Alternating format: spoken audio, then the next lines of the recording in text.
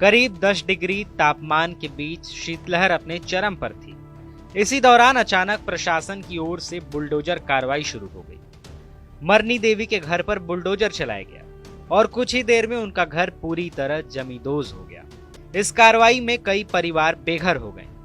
प्रभावित लोगों ने प्रशासन पर गंभीर आरोप लगाए और कहा कि मकान तोड़ने से पहले किसी तरह का कोई नोटिस नहीं दिया गया। मरनी देवी ने बताया कि उनके पास रहने का कोई साधन नहीं बचा है। उन्होंने कहा कि वे बेहद गरीब हैं और अब उनके सामने सड़क पर रहने की नौबत आ गई है। उनका कहना था कि उन्हें कोई पूर्व सूचना नहीं दी गई। अचानक जेसीबी के साथ लोग आए, सामान हटाने को कहा और फिर घर गिरा दिया। गरीब का ये देखो ना, उजार लगा दे रहे का तो साधन होए के चाहिए। कहाँ जाएगा ठंडा में बच्चा बुच्ची लेके?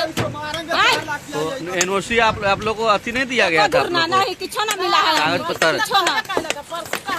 परसों कहला का यही बढ़ाई सब लगा दिया था। कब मतलब कितना परिवार में कितना लोग है आप लोग? 6 या 7 व्यक्ति। कहाँ रहेंगे अब आप लोग? अब देखिए कहाँ रहेगा, रोड पर रहेगा, कहाँ रहिएगा, ठंडा में बच्चा से मरेगा। पीड़ित परिवारों ने बताया कि वे पिछले करीब 30 वर्षों से उसी स्थान पर रह रहे थे, लेकिन एक ही दिन में सब कुछ उजड़ गया। कम से कम 30 वर्ष से था। 30 वर्षों से आप? हाँ, 30 वर्ष से था। अच्छा, तो आप लोगों को इसका सूचना वगैरह दिया गया था कि नहीं? नहीं, कुछ भी नहीं। कल सर्वे किया, इस बार ये काम कर दिया। अच्छा, तो क्या आपका क्या कहना है? क्या कहना है कि कमरे से सरकार के मजदूरी चाहिए कि बसने के लिए जमीन उमीन चाहिए। अच्छा। तो बच्चे उच्चे 30 बच्चा लेकर कहाँ जाएंगे? हाँ, 30 परिवार है, 4 भाई है, चारों भाई के दूर जमीन था, वो भी खत्म हो गया। तो आप लोग यहाँ कितने वर्षों से रह रहे थे? 30 वर्ष से ऊपर से सर। आप लोग को नोटिस दिया गया था? नहीं, कोई नोटिस नहीं था। कोई नोटिस नहीं दिया? कोई नहीं था। क्यों?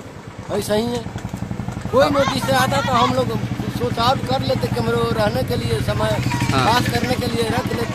अब कहाँ रहेंगे? अब कहाँ जाएंगे सर? तो भगवान की मंजूरी है सर।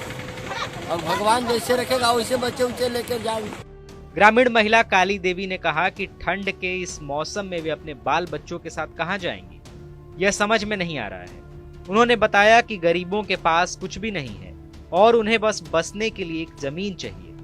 उन्होंने सरकार से आहार और आशियाना जैसी सुविधाएं देने की मांग रखी। काली देवी ने भी कहा कि सरकार को 3 डिसमिल जमीन और घर बनाने के लिए 5 लाख रुपए की सहायता देनी चाहिए। उन्होंने बताया कि उनके परिवार में 7 सदस्य हैं और अब वे भी कहां जाएंगे, इसका जवाब नहीं है। उनका कहना है कि इस दौरान लोगों के माल मवेशी और सारा घरेलू सामान भी उजड़ गया। आशा देवी ने बताया कि उनके पास रहने के लिए कोई जगह नहीं बची है। उन्होंने कहा कि सरकार ने घर तोड़ दिया और उनका परिवार पूरी तरह बिखर गया। उन्होंने बताया कि उनके परिवार में 8 सदस्य हैं और 3 दिन की बात कहकर घर उजाड़ दिया गया।